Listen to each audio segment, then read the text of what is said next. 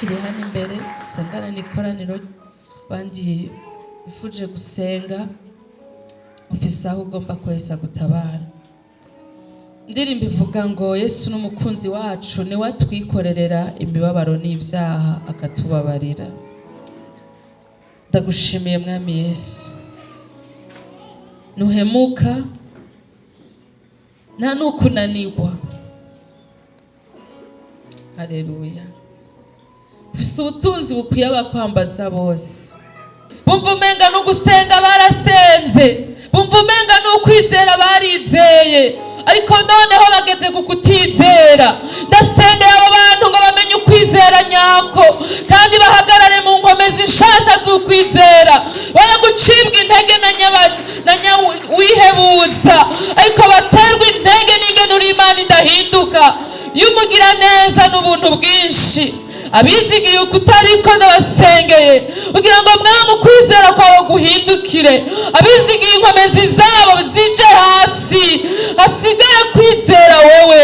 Abizigiye ibyo bafise bihinduke mwami, abizigiye abantu bihinduke mwami, abizigiye mu buryo butabateza gushimwa nawe mwami Yesu Kristo, uburyo bukekeranya, uko bukekeranya bameze nk'ubwato busimbaguritswa n'imipfunda mu mazi mu kiyaga. Ndabasengeye kugira ngo mwami abizera uyu munsi ejo bakabita bahinduke, bizere bagumeko mu izina ryawe ryera. Ndasengeye abasengeye ingwara bakabona umenga vyaratevye, ndasengeye abasengeye ibindi bibazo bafise bakabona umenga vyaratevye, ndasengeye abasenze mwami ngo bagororoke bakabona umenga ntivyakunze. Umuco wawe umurike mwami, ukuri kwawe gutabare, ukuri Imana nyamana. Nawoja ngaho ngo yemeze yuko wowe utizerwa ngo wishure. Oya, uri Imana nzima. Eko ndasengeye mwami umuntu wawe yahagaritswe mu ntege nke, n'ingene umutima wiwe wari mal positione, n'ingene umutima wiwe wari uvyifashe nk'uko utariko. Uyu munsi ndasengeye umutima uhagaze neza mu kwizera, uko ukwizera wese atamaramara mwami. Ndaguhaye icubahiro kandi ndizeye kutabaye, kandi ndizeye kukoze, kandi ndizeye kukirukije umutima, kandi ndizeye kuruhuye, kandi ndizeye kutabaye imiryango, kandi ndizeye kugize neza, kandi ndizeye ko byose bikoraniriza hamwe kugirira neza abakwizeye. Haleluya.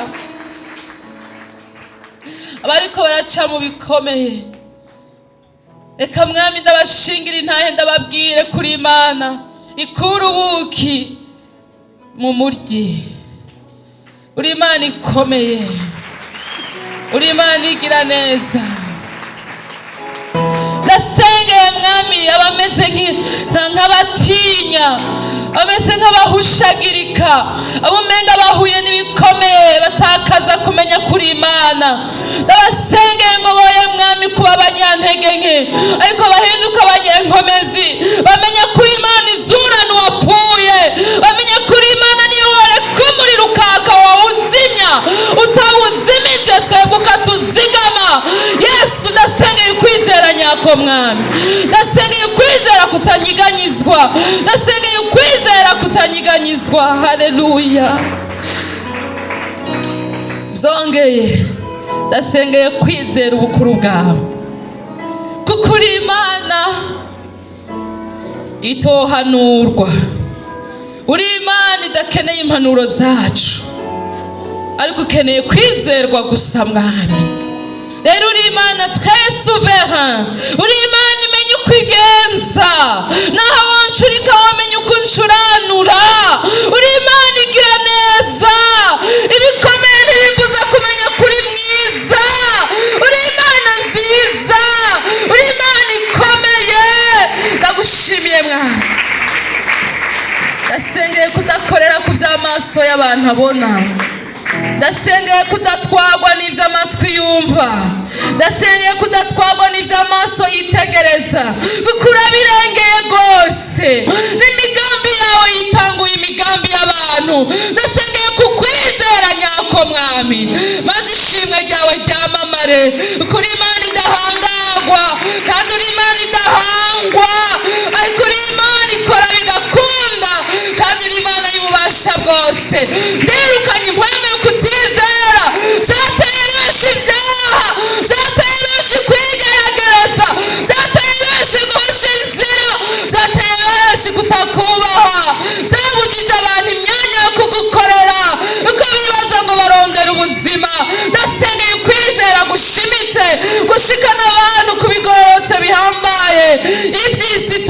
gutegekanya, icubahiro, inganji, ububasha, ububwizigirwa, ukubahwa no gusengwa ni ibyawe ubu n'ibihe bitazoshira.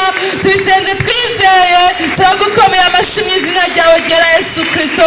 Amashyi y'impundu n'intsinzi, amashyi y'ukwizera Imana, amashyi y'ukudakekeranya, amashyi y'ukubona akazoza kavuye mu Mana, amashyi y'ukumenya ko Imana ari nziza bwije canke bukeye, kandi ko ari umutabazi w'abayitakambira. Turagukomeye amashyi Mwami, ubu n'ibihe byose uzokwama uri Imana, natwe tuzokwama tugusenga. Naho amavi yoba akomeretse uzoyakanda. Uri Imana igira neza Mana, impundu ni isawe Mwami, birakubereye. Nakoze tasengeye indwi tugiye kubamwo, tuze tugaruke hano twese twarateye imbere muri wewe. Warafise imigambi y'ugusiba, azohashike abitomukundira ko agumiwe ataje kugusenga. Abafise inzitizi mu guciribwa inzira n'imyanya, turabasengeye zicike mu izina rya Yesu Kristo, babone ugutabara kukuvuyeko Mwami. Tugende tuva mu bwiza tuja mu bundi, kuva kuri uno munsi ugeza kuri uyu munsi nyene. Turakwizeye Imana ihambaye, uzuduhe kwerekana ubwiza bwawe aho tuzoba tugeze hose, kandi nawe ubuntu bwawe n'umugisha byawe biduherekeze, bitugwirane kugeza tugutangariye. Tubisenze mu izina ryawe ryera Yesu Kristo. Amen.